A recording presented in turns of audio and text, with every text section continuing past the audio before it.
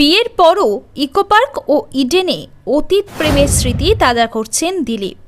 অন্যদিকে শুভেন্দু সুকান্তরা ব্যস্ত দলীয় কর্মসূচিতে। ইকোপার্কে মর্নিং ওয়াক ও আইপিএল, তার জীবনে কত কি ঘটে গেল।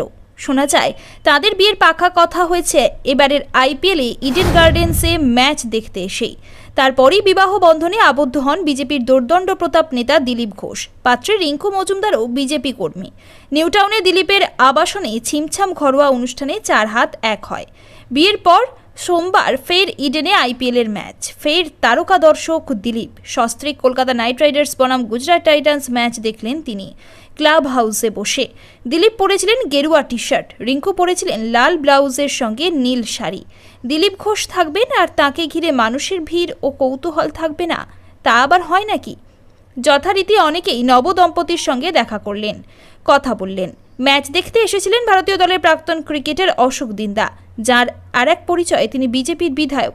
শুভেন্দু অধিকারীর ঘনিষ্ঠ বলেই রাজনৈতিক মহলে পরিচিত। সোমবার দিলীপকে দেখেই দিন্দা এগিয়ে গিয়ে করমর্দন করলেন, অভিনন্দন জানালেন নতুন ইনিংসের। তৃণমূল বিধায়ক মদন মিত্রকে ইডেনে ম্যাচ থাকলেই দেখা যায়। ক্রিকেট প্রেমী মদন সোমবারও এসেছিলেন। দিলীপকে দেখেই জড়িয়ে ধরলেন মদন, অভিনন্দন জানালেন। দুজনের মধ্যে চলল খোশ গল্প। কোথায় তখন রাজনৈতিক ভেদাভেদ, মতপার্থক্য, বরং দীর্ঘদিনের সখ্যতা যেন। সস্ত্রীক দিলীপ খেলা দেখতে এসেছেন শুনেই পৌঁছে গেলেন সৌরভ গঙ্গোপাধ্যায়। দুপুরে গিয়েছিলেন শালবনী। মুখ্যমন্ত্রী মমতা বন্দ্যোপাধ্যায়ের সঙ্গে এক মঞ্চে ছিলেন তিনি। শালবনীতে সোমবারই জিন্দলদের পাওয়ার প্ল্যান্টের উদ্বোধন ছিল। সজ্জন জিন্দলদের প্রকল্পের উদ্বোধনে মমতার সঙ্গেই ছিলেন সৌরভও। শালবনী থেকে ফিরে সন্ধ্যায় সৌরভ হাজির হয়ে গিয়েছিলেন ইডেনে কেকেআর বনাম গুজরাট ম্যাচ দেখতে। তবে সৌরভের ইডেনে আসা মানে তিনি তো শুধু দর্শক নন, তিনি গৃহকর্তাও। দাদা স্নেহাশিস গঙ্গোপাধ্যায় এখন সিএবি প্রেসিডেন্ট। দিলীপের সঙ্গে সৌজন্যে বিনিময় করলেন গঙ্গোপাধ্যায় ভাইয়েরা।